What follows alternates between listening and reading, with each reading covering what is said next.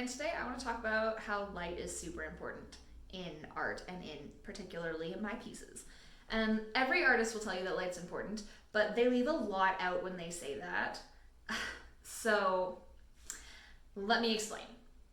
Because when I create art, I do it so that what I create doesn't look flat. I create art with light in mind so that it adds depth. My whole process is about making art with texture. And I will zoom in on this so you can see what I'm talking about. But for me, if my pieces don't have texture, they lack narrative and they lack emotional depth. And I don't want any of my pieces to be bland or to feel like they're missing anything. But also, that being said, when I create my pieces, I create them to be viewed under specific light settings. Because as you can see, I create my pieces to be viewed under specific light settings. I will zoom in on this again so that you can see it better, but you can see that this looks great right now.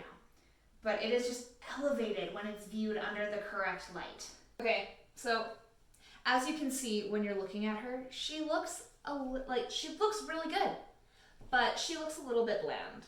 And the reason why is because she is not being viewed under that intentional light that I made her to be viewed under. Now that you're up close and personal with her and you've seen her in the dark, you can see that this is not how she's supposed to be viewed, because when you turn on the proper light, this is not how she's supposed to be viewed. Because when you turn on the proper light, I can't even explain. Let's just show you.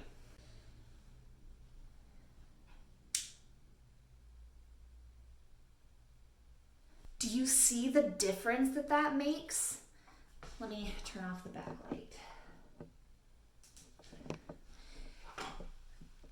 Can you truly see the difference this makes? Now she's illuminated, she's transcending, there's emotional depth.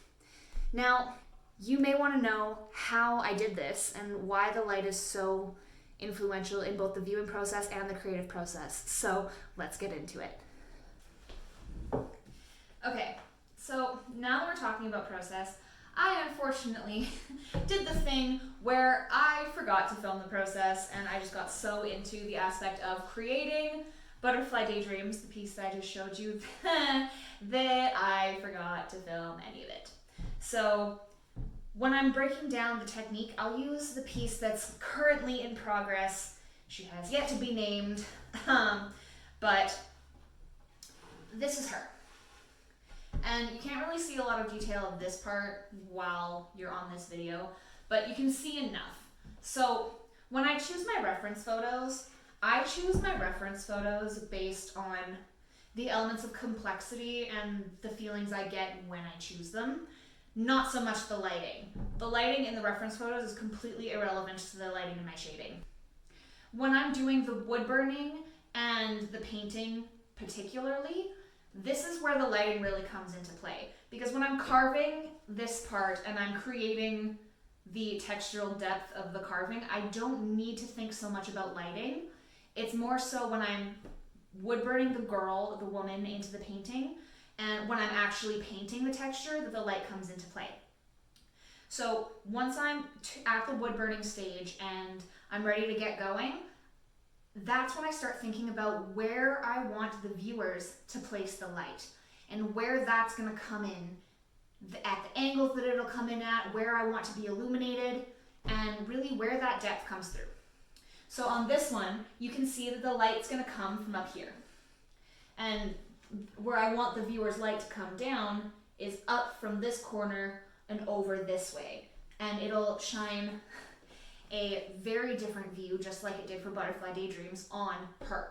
So while I was wood burning, I was thinking, okay, where would the light hit on her if she were 3D?